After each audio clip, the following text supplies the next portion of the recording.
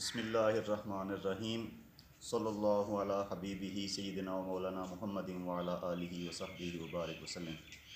अस्सलामु अलैकुम व रहमतुल्लाहि व बरकातुहू। दोस्तों, सलातुत तस्बीह की बहुत ज़्यादा फजीलत बयान की गई है। ये नमाज नबी पाक सल्लल्लाहु अलैहि वसल्लम ने अपने चचा जान हज़रत अब्बास रज़ी अल्लाह ताला अन्हु को तलकीन फरमाई।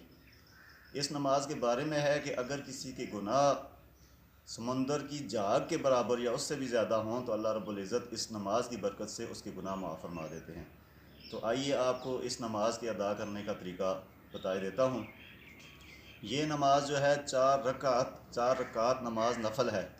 तो इसकी नीयत इस तरह होगी कि 4 रकात नमाज नफल सलातुत तस्बीह पढ़ता हूँ वास्ते अल्लाह ताला के, मुँह मेरा तरफ खाना काबा शरीफ के, अल्लाहु अकबर। जब तकबीर ऊला अल्लाहु अकबर कहेंगे तो उसके बाद पढ़नी है सबसे पहले सना, सुब्हानकल्लाहुम्मा व बिहम्दिका व तबारक अस्मुका व तआला जद्दुका व ला इलाहा गैरुक। यहाँ तक पढ़ने के बाद तीसरे कलमा जो है उसका जो पहला हिस्सा है सुब्हानल्लाहि वल्हम्दुलिल्लाहि व ला इलाहा इल्लल्लाहु वल्लाहु अकबर, ये कलमा 15 मरतबा पढ़ना है।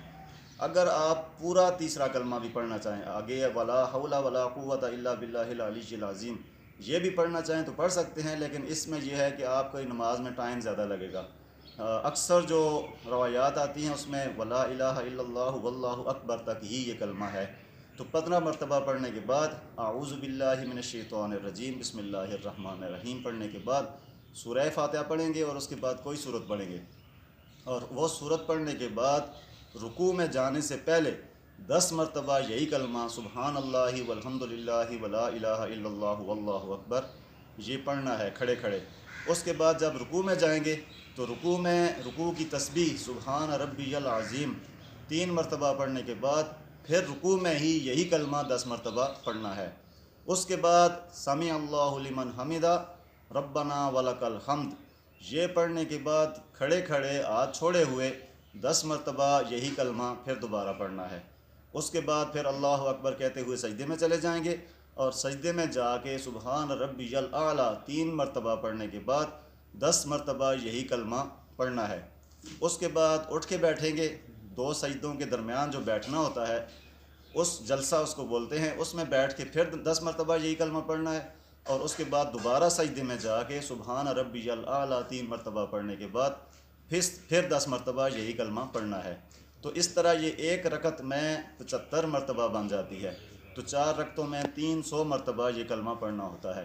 मेरे दोस्तों, जब उठ के खड़े होंगे दूसरी रकत के लिए तो सबसे पहले यही कलमा 15 मरतबा पढ़ना है और उसके बाद फिर बिस्मिल्लाह शरीफ पढ़ के सूरह फातिहा पढ़ के उसके बाद फिर दूसरी सूरत मिला के उसके बाद फिर दोबारा 10 मरतबा, फिर रुकू में सुबहान रब्बियल अज़ीम के बाद 10 मरतबा, फिर समी अल्लाहु लिमन हमिदा रब्बना वलकल हम्द के बाद फिर 10 मरतबा, फिर सजदे में जाके सुबहान रब्बियल आला के बाद फिर 10 मरतबा, फिर उठ के बैठ के फिर 10 मरतबा, फिर दूसरे सजदे में जाके सुबहान रब्बियल आला के बाद फिर 10 मरतबा, इस तरह पढ़ना है।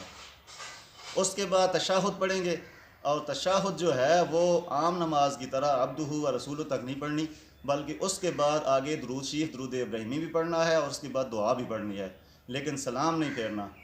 दुआ पढ़ने के बाद उठ के खड़े होंगे और तीसरी रकत में जब उठ के खड़े होंगे तो फिर सना शुरू से पढ़नी है और फिर सना पढ़ने के बाद वला इलाहा गैरुक तक पढ़ने के बाद फिर 15 मरतबा यही कलमा पढ़ने के बाद फिर आउज़ बिल्लाह बिस्मिल्लाह और फिर सूरा और उसके बाद सूरह फातिहा और उसके बाद सूरत मिलाने के बाद फिर इसी तरीके से फिर तीसरी रकत और चौथी रकत पढ़नी है और इस तरह फिर तशहुद में आखिर पे जाके सलाम फेर देना है। मेरे बुज़ुर्गों दोस्तों, 2-3 चीज़ें इसमें बड़ी अहम हैं। एक तो ये है कि बाज़ दफ़ा इंसान की चूँकि आदत होती है आम नमाज पढ़ने की, तो उसमें फ़ौरन बंदा जो है मसलन सूरह फातिहा पढ़ी उसके बाद सूरत पढ़ी तो आपको याद नहीं रहा और आप फ़ौरन रुकू में चले गए, आपने वो 10 मरतबा जो पढ़ना था भूल गए हैं।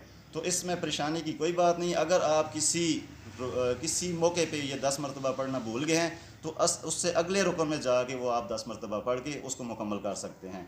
इसी तरह अगर आप रुकू में भूल गए हैं तो खड़े होकर 20 मरतबा पढ़ लें, एक सजदे में भूल गए हैं तो दूसरे सजदे में 20 मरतबा पढ़ लें। ये तरीका है इसके पढ़ने का। और इसके अलावा दूसरी बात यह है कि इसमें आपने उंगलियों पे ये तस्बीहात को नहीं गिनना होता। अगर आप पहले तो ये है कि अपने जहन में ही रख के इनको 10 मरतबा या मरतबा 15 मरतबा जो पढ़ना है अपने जहन में रख के गिन लें।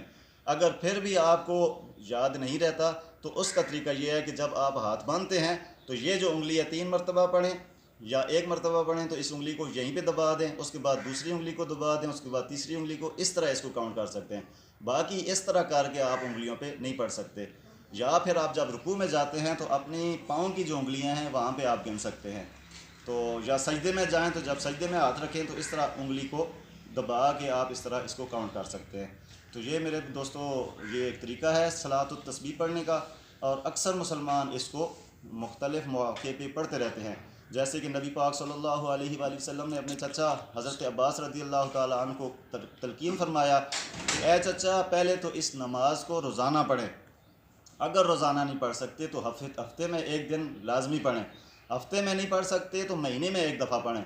अगर महीने में भी नहीं पढ़ सकते तो साल में एक मरतबा पढ़ें। अगर साल में भी नहीं पढ़ी जा सकती तो ज़िंदगी में ये नमाज एक मरतबा ज़रूर पढ़ें। तो इतनी ज़्यादा इसकी अहमियत और फजीलत है। और आगे रमज़ान शरीफ आने वाला है, आज रात शब बारात की रात है, इसमें भी सारे दोस्तों को दावत है कि ये इबादत की रात है, इसमें ये नमाज़ पढ़ें और रमज़ान में भी पढ़ने की कोशिश करें।